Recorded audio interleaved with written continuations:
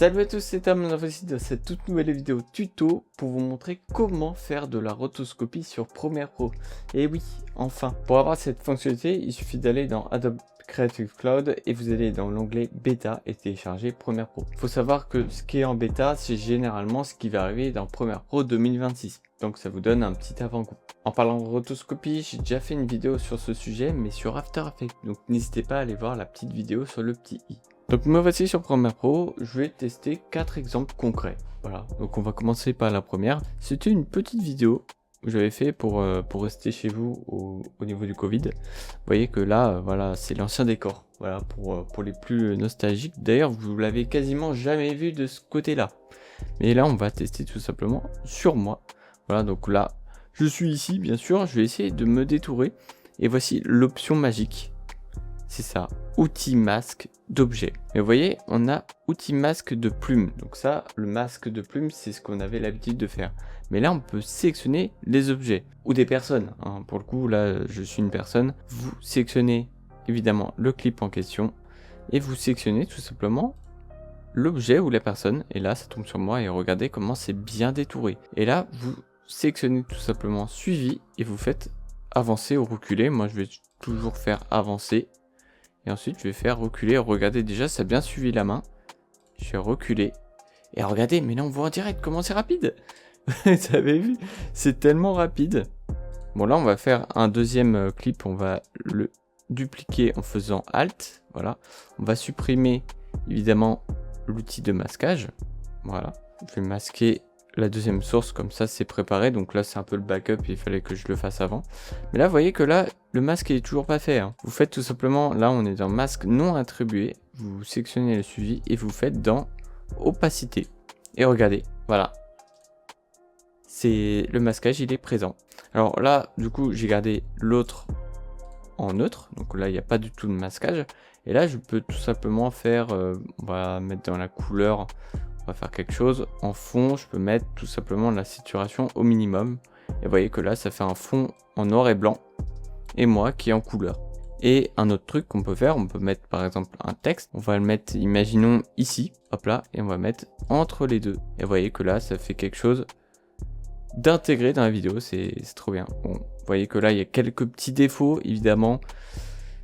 C'est le détourage, il n'est pas parfait, mais pour quelque chose de rapide, par exemple, si je mets l'objet un peu plus centré, par exemple, au niveau de la tête, vous voyez que là, à la lecture, c'est beaucoup mieux. Surtout même là, au niveau des cheveux, vous voyez que là, c'est pas mal. Vraiment, c'est pas mal. Et d'ailleurs, en parlant de bêta, ils ont sorti tout simplement l'onglet Film Impact, qui permet tout simplement de faire des animations. Donc, par exemple, là, de texte, on va le mettre sur le texte, on va faire animer. Voilà, et regardez, on aura une animation de texte. Voilà, donc c'est cool pour cette nouvelle version de Premiere Pro, on a environ 80 nouveaux effets et transitions. Franchement, cette fonctionnalité pour du masquage rapide, c'est vraiment très bien. Si vous voulez vraiment avoir les détails, il faut aller sur After Effects. Mais pour quelque chose de rapide, par exemple pour intégrer un texte comme ça, c'est vraiment bien. Ensuite, deuxième exemple. Alors là, par exemple, on a une voiture. Bon, c'est quelque chose... Là, pour le coup, c'est un objet. Bon, là, par contre, là, je suis en format Vlog. Je vais juste corriger ça. J'ai mis quelques petits correctifs. C'est Lumix S5 plus correctif. Vous voyez que là, c'est les bonnes couleurs. Donc, c'est bon. Là, on va faire la même chose. On va sélectionner l'objet. Et vous voyez que là, ça s'est sélectionné direct. On voit un petit peu quelques petits problèmes. Oh non, même pas. Hein. Non, là, c'est ça qui est bien. C'est pour les ombres. C'est super chaud. Et vous voyez que là, ça... quand même bien détecté, ça a enlevé les ombres et ça a sélectionné uniquement la voiture. C'est trop bien. Donc là pareil, on va faire suivi et vous faites pareil, opacité. Voilà, c'est trop bien. Vous voyez que là, elle est détectée. C'est trop bien, j'adore. Du coup, je vais mettre par exemple un petit fond. Je vais mettre ça. Bon, ça n'a rien à voir, mais voilà, on va faire ajuster. D'ailleurs, oui, les petits objets fond et ajustés sont ici maintenant. C'est cool.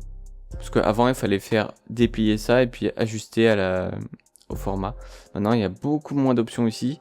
Il y a tout qui est regroupé, regardez. Voilà. C'est pas mal. Mais vous voyez que là, maintenant, c'est bon. Vous avez un petit fond.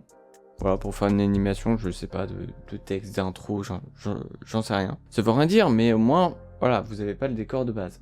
Ensuite, là, on va passer sur quelque chose qui est un peu plus compliqué. Troisième cas de figure, on va tester par exemple sur le Christ de Lisbonne. D'ailleurs, n'hésitez pas à voir le vlog sur le Portugal. Voilà, j'ai utilisé cette vidéo pour le Portugal.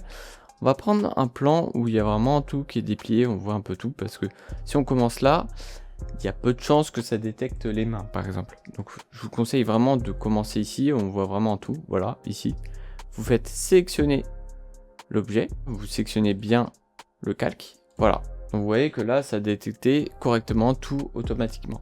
Si par exemple, là, je fais annuler, et que je veux faire en manuel, donc là, vous voyez que vous avez outil plume, masque. Et vous voyez, par exemple, moi, si je veux commencer à faire un masque manuel, il faut que je clique à chaque fois pour sélectionner. Vous voyez que là, il faut être extrêmement précis. Hein. Vous voyez que là, ça allait pas. Et vous voyez que là, c'est très très long pour faire exactement le même taf. Là, je resélectionne le masque. Hop là, c'est déjà fait. Comme d'habitude, vous faites avant. Vous voyez que là, la vidéo, elle est relativement longue. Ça détecte bien tout comme il faut. Et là, on va tester un petit texte à l'arrière. On va évidemment dupliquer. On va sélectionner et on va effacer le masque. Ici. Sur le deuxième, hein, bien sûr. Et sur celui-là, on va mettre le masque dans opacité. Vous voyez que là, si j'enlève celui du bas, vous voyez que là, ça a bien détecté comme il faut. C'est génial. Voilà. Vous voyez qu'il n'y a pas trop de perturbations. Si on zoome un petit peu ici, vous voyez que là, franchement, ça a très bien détouré. Et vous voyez, là, ce qui est compliqué, c'est vraiment l'effet de dézoom tout en gardant le masque correct. C'est vraiment impressionnant. Alors là, par exemple, on va mettre, comme quoi c'est au Portugal. On va taper Portugal. Voilà, on va mettre une grande échelle. Tiens, d'ailleurs, on va peut-être mettre le T au niveau du Christ. Et regardez, là, si je fais lecture, je remets tout ce qu'il faut. Ah, je vais peut-être mettre un peu plus haut. Regardez, ça fait un effet assez sympa. Regardez, Portugal, écrit comme ça. C'est trop bien, hein. Et d'ailleurs, voilà, ce que je peux faire, je peux supprimer tout simplement le fond d'origine et mettre un autre fond. J'en sais rien, je vais mettre par exemple cette ville-là. Et regardez, par exemple, la ville n'a rien à voir. J'ai changé le fond. Là, on a du mal à voir hein, que c'est vraiment... Ah, il y a les petits détails ici, effectivement. Je vais vous dire, il y a peut-être moyen de rectifier un petit peu le tir. Vous allez dans Options et vous faites Contour progressif. Vous voyez, on a le contour progressif. On fait Expansion, on peut le diminuer. Regardez, on le diminue un petit peu au minimum. Voilà. Et vous voyez que là, le problème, il est réglé. Là, je vais faire un dernier exemple avec un parc. Vous voyez que là, je crois que c'était à Porto. Il me semble.